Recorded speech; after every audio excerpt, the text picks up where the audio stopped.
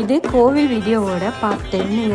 இதில் அழகு குத்துறது முடிஞ்சதுக்கு அப்புறம் சாமிக்கிட்ட ஒரு வாரம் பூ இருக்குன்னு சொன்னேன் இல்லைங்களா, அந்த பூவை எடுத்துகிட்டு ஆற்றங்கரைக்கு போவாங்க.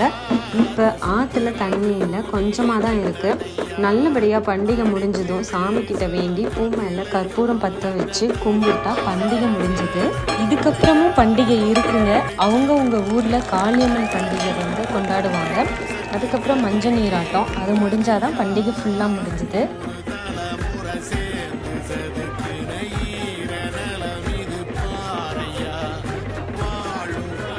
அதுக்கப்புறம் எல்லாரும் ரிட்டன் கோவிலுக்கு வந்து சாமி கும்பிட்டு கிளம்பிடுவாங்க.